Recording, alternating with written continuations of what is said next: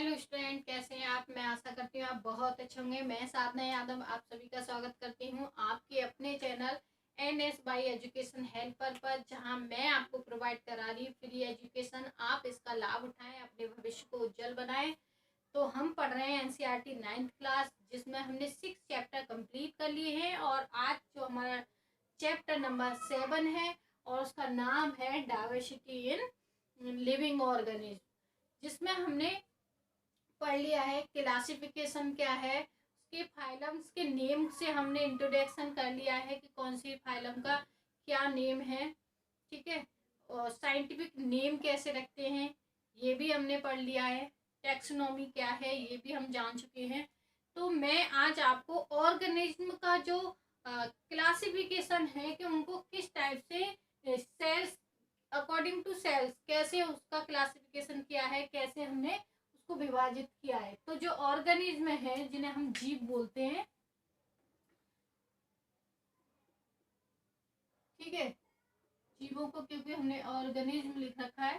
ठीक है, तो ऑर्गेनिज्म जो है वो कैसे बने होते हैं। हम सेल जब पढ़ रहे थे तो हम पढ़ रहे थे कि यूकैरियोटिक सेल होती है और प्रोकैरियोटिक सेल होती है।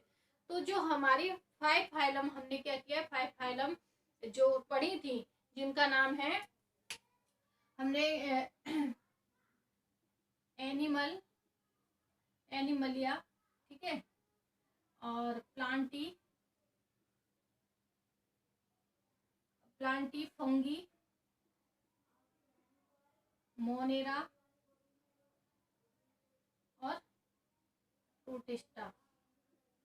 ये 5 फाइलम हमने क्या किए लास्ट वीडियो में, इनके बारे में जाना था कि ये 5 फाइलम क्या है।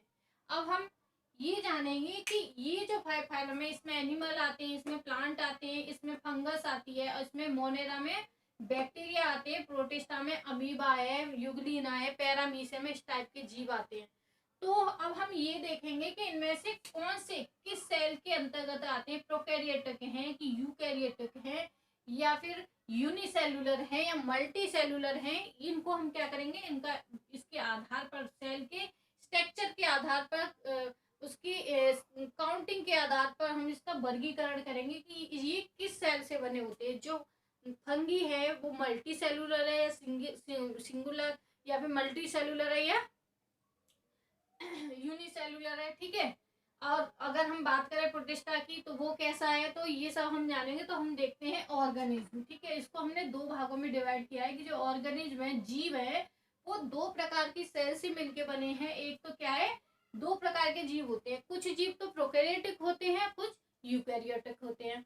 ठीक है, तो प्रोकैरियोटिक जो जीव होते हैं वो कैसे बने होते हैं, वो बने होते हैं यूनिसेलुलर होते हैं। प्रोकैरियोटिक जो जीव होते हैं वो कैसे होते हैं, यूनिसेलुलर। यूनिसेलुलर का मतलब होता है सिंगल सेल से बने हुए, मतलब एक सेल के बने हुए होते हैं। कितने के, एक, 1 सेलुलर होते हैं या फिर यूनिसेलुलर होते हैं। ठीक है, और ये कौन से वाले किंगडम में आते हैं। तो जो प्रोकैरियोटिक जो जीव हैं वो किस किंगडम में आते हैं, तो वो है हमारी मोनेरा। अगर हम उसका एग्जांपल देखें तो बैक्टीरिया, जो बैक्टीरिया होता है वो कैसा होता है, यूनिसेलुलर होता है और प्रोकैरियोटिक होता है, एक सेल से बना हुआ था। बैक्टीरिया कितनी सेल से बना हुआ था, एक सेल से, इसलिए हम उसको क्या कहते हैं, यूनिसेलुलर। और प्रोकैरियोटिक सेल से बना होता है। ठीक है, अब ये हमारा हो गया प्रोकैरियोटिक। ठीक है, अगर मैं यूकैरियोटिक की बात करती हूँ कि जो यूकैरियोटिक सेल्स हैं, वो जो यूकैरियोटिक जो जीव है वो कैसे बनते हैं, किन सेलों से बनते हैं, तो वो दोनों प्रकार की सेलों से बनते हैं, यूनिसेलुलर भी, मल्टी सेलुलर भी। यूनिसेलुलर का हमने मतलब अभी जाना था सिंगल सेल से, तो ये सिंगल सेल से भी बनते हैं, और मल्टी सेल से, मल्टी सेलुलर मतलब made up many cell, multi cellular का मतलब मेड अप मैनी सेल, बहुत सारी सेलों से मिलके बने होते हैं वो मल्टी सेलुलर, और जो एक ही सेल से मिलके बना होता है उसको यूनिसेलुलर कहते हैं। ठीक है, तो जो यूनिसेलुलर यूकैरियोटिक के अंदर यूनिसेलुलर है उनको हम बोलते हैं, उसमें कौन सी किंगडम आती है, उसमें आती है प्रोटिस्टा। ठीक है, कौन सी किंगडम आती है, प्रोटिस्टा। और अगर मैं इसका एग्जांपल देखती हूँ तो कौन सा क्या आएगा, अमीबा है, यूग्लिना है, पैरामीशियम है, ये सभी किसके अंतर्गत आते हैं, यूनिसेलुलर के। मल्टी सेलुलर की अगर मैं बात करूँ कि बहुत सारी सेलों से मिलकर कौन बना है, तो आपको मैं जब सेल पढ़ा रही थी, आपको मैंने जब टिश्यू पढ़ाए थे, मैं बार बार क्या बोल रही थी कि हम कौन है, मल्टी सेलुलर है। क्या बोल रही थी कि हम लोग कैसे बने, मल्टीपल सेल से बने हैं, यूनिसेलुलर नहीं है, एक सेल से नहीं है। हमारे अंदर कितनी असंख्य सेलें हैं जिनसे हम बने हैं। इस सेल से क्या बना है, टिश्यू बना है, टिश्यू से ऑर्गन्स बने हैं, ठीक है। तो इसी टाइप से हमारी बॉडी बन गई। फिर तो जो मल्टी सेलुलर है वो भी कितने, 2 टाइप के होते हैं। उसमें ऐसे होता है, एक तो विद सेल वॉल और विदाउट सेल वॉल। जिनमें सेल वॉल पाई जाती है, ठीक है, वो हो गए विद सेल वॉल, और जिनमें सेल वॉल नहीं पाई जाती वो कैसे हो गए, विदाउट सेल वॉल। तो इसका अगर मैं विदाउट सेल वॉल का एग्जांपल देखूं तो वो कौन है, एनिमलिया। एनिमल है, कौन है, एनिमल, जिसमें हम लोग आते हैं, ठीक है। अगर मैं बात करती हूँ विद सेल वॉल की, जिनके अंदर क्या पाई जाती है, सेल वॉल पाई जाती है, ठीक है। तो उसमें आ गया हमारा फंगी। देखो ये फंगी आ गया, जो किंगडम था, ठीक है, फंगी आ गया।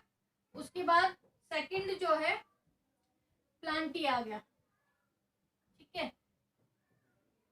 ये देखो ये दोनों किस में आ गए, विद सेल वॉल में। इन दोनों के अंदर क्या पाई जाती है, सेल वॉल पाई जाती है, ठीक है।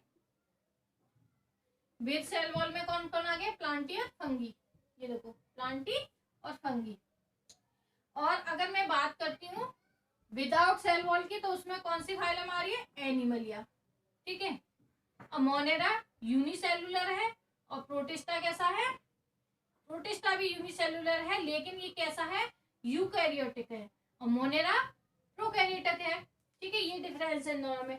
तो अगर मैं बात करती हूँ, क्योंकि हमें पता है प्लांटी, हमने क्या किया कि विद सॉयल वॉल के साथ हमने क्या किया, इसको फिर से क्लासिफाई किया कि उसमें भी क्या होता है, सेल वॉल के अंदर जिन जीवों में सेल वॉल पाई जाती है, लेकिन कुछ में क्या होता है, फोटोसिंथेसिस की रिएक्शन होती है और कुछ में नहीं होती। इसका रीजन क्या होता है, इसका रीजन होता है कि कुछ एनिमल में क्लोरोफिल पाया जाता है और कुछ में नहीं पाया जाता, और जिनमें क्लोरोफिल पाया जाता है उनमें फोटोसिंथेसिस की रिएक्शन होती है, और जिनमें नहीं पाया जाता है उनमें फोटोसिंथेसिस की रिएक्शन नहीं होती। तो इसी आधार पर इसका क्या किया, बिल सेल वॉल का भी 2 भागों में विभाजन कर दिया। तो एक हमारा फंगी हो गया, दूसरा प्लांटी हो गया। प्लांटी में तो फोटोसिंथेसिस की रिएक्शन होगी, प्लांट में होती है ना। प्रत्येक पौधा भोजन बनाता है, वो क्या करता है, फोटोसिंथेसिस की, सूर्य के प्रकाश की, जो सूर्य लाइट होती है, सनलाइट, उसकी उपस्थिति में, प्रेजेंस में क्या करता है, अपना फूड बनाता है, ठीक है। तो ये हो गया हमारी प्लांटी। अगर मैं फंगी की बात करती हूँ तो नॉन फोटोसिंथेटिक होती है। जो फंगी होती है वो कैसी होती है, विदाउट फोटोसिंथेसिस रिएक्शन की होती है, या फिर नॉन फोटोसिंथेटिक होते हैं, विदाउट क्लोरोफिल। और इनमें क्या होता है, क्लोरोफिल क्या होती है, एब्सेंट होती है, क्लोरोफिल नहीं पाई जाती, इसके कारण ये इस फोटोसिंथेसिस की रिएक्शन नहीं करते हैं, ठीक है, क्योंकि इनमें क्लोरोफिल नहीं पाई जाती फंगी में, इस वजह से ये क्या करता है, फोटोसिंथेसिस की रिएक्शन नहीं करता। अगर मैं इसका एग्जांपल देखती हूँ तो ईस्ट है और मशरूम है। मशरूम आपने देखा होगा इस टाइप से सड़े गले पदार्थों पे आता है, तो इस टाइप से होता है। अगर वो जैसे कोई लकड़ी है उस पर ये क्या होगा, ये उग आएगा, ठीक है, ऐसे छत्ते जैसा होता है, व्हाइट कलर का, क्रीमी व्हाइट होता है। तो वो क्या होता है, ईस्ट हो गया, एक मशरूम हो गया, ठीक है। तो ये किस में आते हैं, फंगी में आते हैं। प्लांटी में कौन आता है, प्लांट आते हैं, जितने भी पेड़ पौधे हैं वो सभी इसमें। एनिमलिया में कौन आता है, सभी जीव जंतु, जैसे कि हम लोग हैं, मछलियां हैं, ये सभी किसमें, एनिमल में आएंगे, ठीक है, एनिमलिया के अंदर।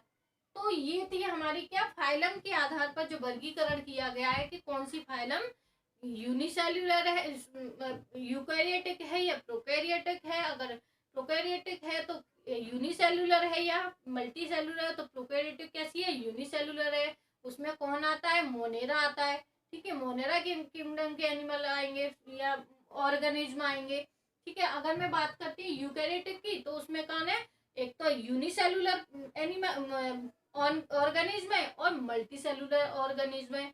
यूनिसेलुलर ऑर्गेनिज्म में कौन आता है, हमारा प्रोटिस्टा आता है, जैसे अमीबा है, पैरामीशियम है, यूग्लिना है, इस टाइप की जीव किस में आएंगे, ये यूनिसेलुलर में, प्रोटिस्टा फाइलम किंगडम के अंदर, ठीक है। मल्टी सेलुलर में कौन कौन आता है, मल्टी सेलुलर का भी दो दो जगह विभाजन हो गया कि कुछ में क्या होगा, सेल वॉल होगी, किसमें सेल वॉल नहीं होगी।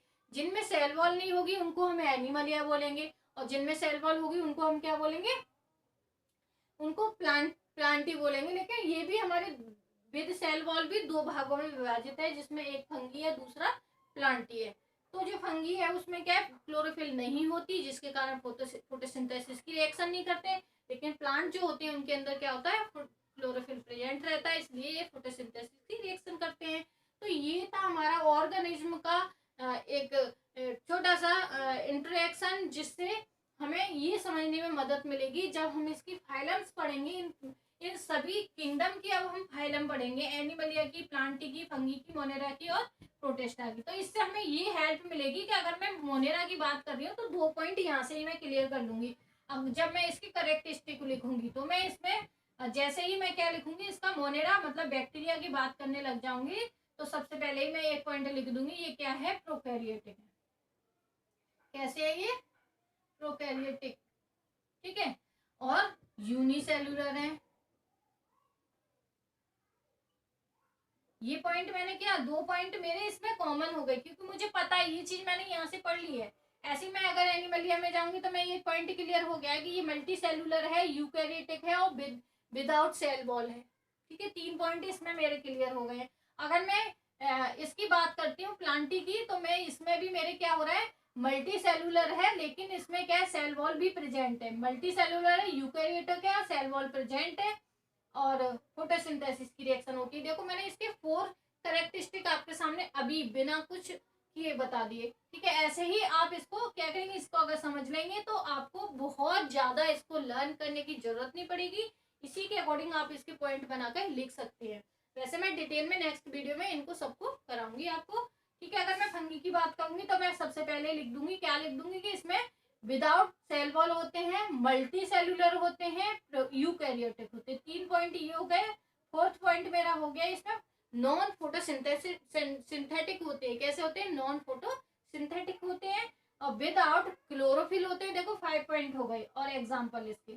ठीक है, और अगर मैं प्लांट की बात करूंगी तब भी मैं ये लिख सकती हूँ, फोटोसिंथेसिस की रिएक्शन होती है इनमें, विद सेल वॉल होते हैं, मल्टी सेलुलर होते हैं और यूकैरियोटिक। 4 पॉइंट इसके भी हो गए। ठीक है, तो इस प्रकार से हम क्या कर सकते हैं कि ज्यादा इसको इस मैप के द्वारा, ये जो मैंने आपको डायग्राम टाइप से इसको पढ़ाया है, इसको अगर आप अच्छे से समझेंगे तो आपको इसको ज्यादा याद करना नहीं पड़ेगा। इसी में से आप आराम से 4-5 प्रत्येक किंगडम पे पॉइंट लिख सकते हो। और बाकी मैं इसके नेक्स्ट वीडियो में इसकी फाइलम सभी फाइलम्स को कराऊंगी। तो आई होप आपको ये मेरा पढ़ाया हुआ टॉपिक पसंद आया होगा। यदि आपको पसंद आया तो वीडियो को लाइक करें, शेयर करें, सब्सक्राइब करें।